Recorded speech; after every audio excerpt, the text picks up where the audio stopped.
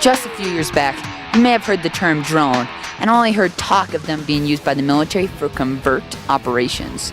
Today, people are using drones in amazing ways, whether it's taking breathtaking aerial photography, delivering small items, capturing live events, or shooting great movies.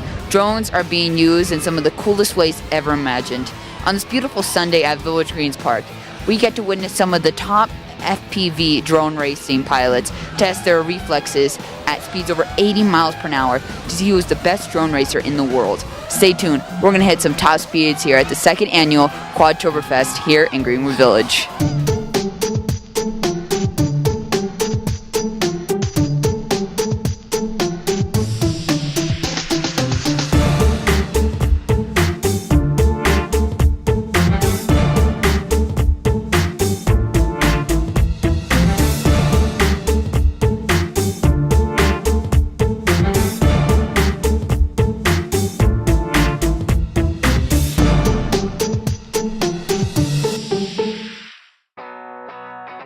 Today we have a drone racing event.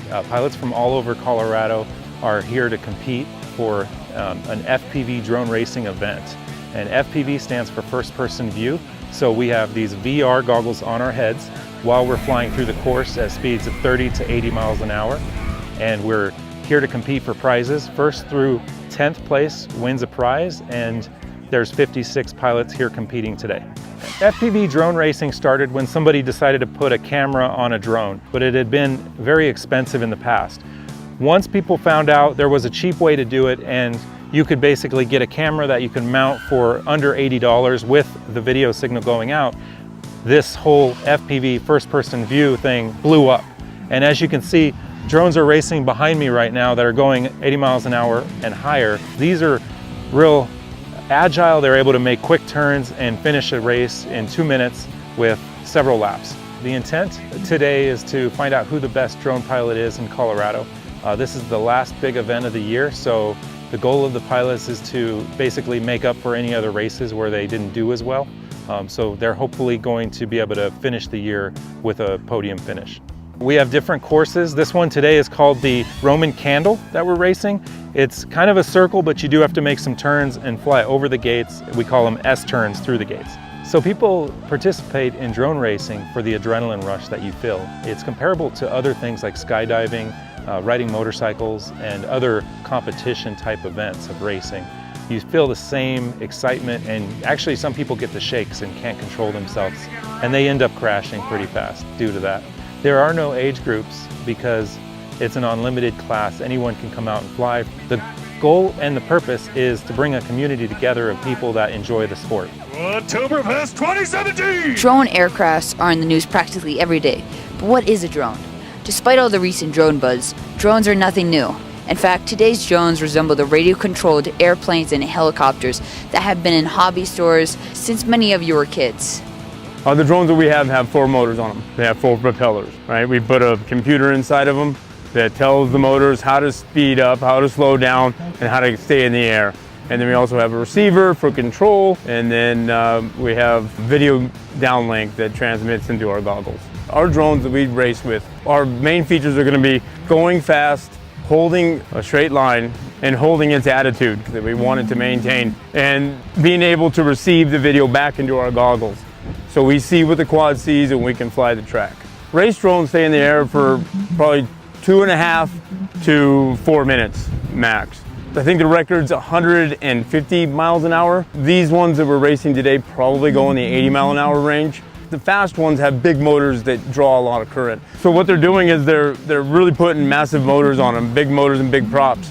So they would never complete a race if we wanted it to go that fast. It would deplete the battery too quickly. These are made, we kind of build them based on what we want them to do, the characteristics that we want. Do we want straight, fast, speed, or do we want the ability to be able to corner and have a little bit more time so we can complete the races? So the main applications that I would say would definitely be, you have rescue that's starting to bring them in, police are starting to bring them in, and most of it's for either surveying what the hot spots would be at a fire, or if you had potential a building that they would want to enter. Real estate and farmers, they use them. Most of the stuff that you're going to see in commercial is going to be drones that have cameras on them and they fly very stable. Where do you buy drones? OAS Hobby, that's a great place to buy drones. Most of your stuff you're going to buy online, and you're going to buy the parts. So you buy a carbon fiber frame. And you take that carbon fiber frame, and then you'll buy your flight controller and your power distribution board. And you'll buy your ESCs and your receiver. And then you'll sit there and you'll solder all those parts together using wires. And then we program them, we tell it what to do, and then we go fly them. That's pretty much where we're at with the hobby. But anytime that you get competitive, you're definitely are ordering your parts and building them.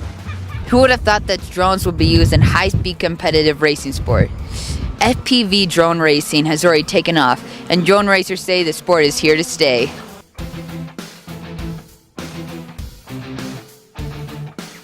The way I train for most of these events is at home. There's simulators on my computer that I hook up my controller to, and I practice some of the tracks that I make, some tracks that are the track that I'm going to be racing, that I'm practicing for, so I get to know it better without actually having to go to the track.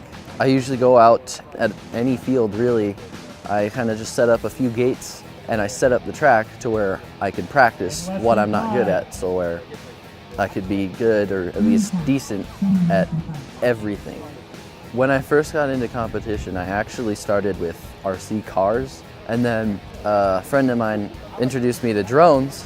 Then I found drone racing, and a year later, I'm here, just racing, doing it for fun, and well, it's good to have a little payout. Flying a drone is like you're a bird. You have so much control, you're so free to go wherever you want, and it's like majestic. You're on the ground, you don't feel like you're flying, but when you're watching through the goggles, it feels like you're flying. What I like most about this sport is the competition. All these guys out here today came for the race, and a lot of them are really good pilots, and I love to compete with them. I love to race next to them. I want to become the best drone pilot, and I just want to see how far I can get, how good I can get. And so, like here, it's just more practice to get better. This race in particular is probably one of my favorites. You need hand-eye coordination first. Everything that you see is going to be controlled by your hands. Basically, it's like playing a video game.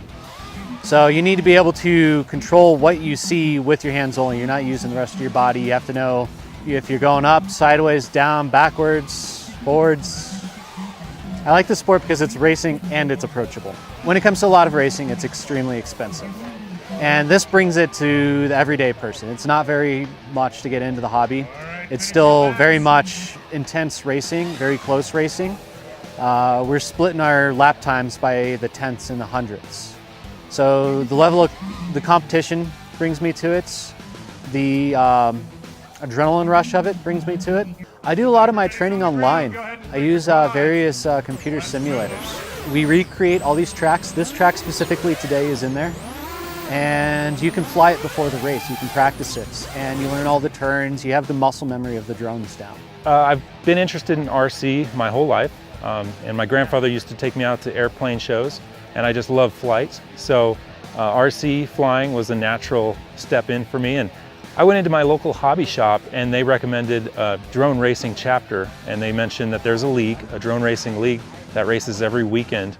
And so I found out about my local league, and I went out and I attended one, and it was these guys, the other guys, out of Boulder, Colorado, and that was my first race, and they kind of showed me what I needed, where to order it. They sent me links. I had dreams about flying that night, the first night that I went to that hobby shop, and I just haven't stopped dreaming about it since. It's just been an obsession and just a fun thing.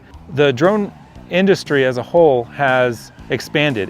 Every year it seems to be getting much bigger than before, than the previous year. We have a very big community through the Drone Racing League that we're involved in, which is MultiGP. MultiGP.com is where you want to go to find a local chapter near you. You're able to go to that website, just like you would Facebook, find a local chapter in your neighborhood and go out and meet pilots and fly and learn how to build drones yourself and have fun. Regardless of how much you're being used for recreation and fun, the fears associated with drones are always there. This is why you must always know the proper guidelines and laws of flying a drone in your area You should also be an expert drone controller before you start sending one in the air. A small mistake could cause a big accident. Become educated, figure out what you're doing, maybe talk to somebody else that knows what they're doing and learn from their experience. If you want to come out and you want to race, then join one of our local chapters in Colorado. We will teach you and help you build and be able to make those things work. We love to teach people. We want to make the community bigger, but then if you get to the commercial side of it, then we're talking about a Part 107, and then you need to actually have some training to use them commercially. And then if you want to just go out and buy one off the shelf and go fly it and you don't have any kind of training or you haven't talked to anybody, then you probably have kind of a disaster waiting to happen. It could fly away from you. You could have issues with it. I think it's better if you contact either AMA, which is American Modelers Association, and get a hold of them. They have a training program that helps people learn how to fly drones and not have a flyaway or something like that. So education is definitely important. I see this sport getting really big. We have a lot of kids who are getting involved, and they may not be necessarily into baseball or football. There's a ton of kids that would love to learn to solder, learn to be able to play with computers, learn how a computer talks to itself, how voltage works, all that kind of stuff. This is a good place for a different type of talent to really explode and get bigger. Drones. We may not know what the future holds for this flying technology, but it's looking promising in the years ahead that I'll be able to order my favorite foods via drone delivery. Reporting for GV Kids Inc. News, I'm Jack Huggins.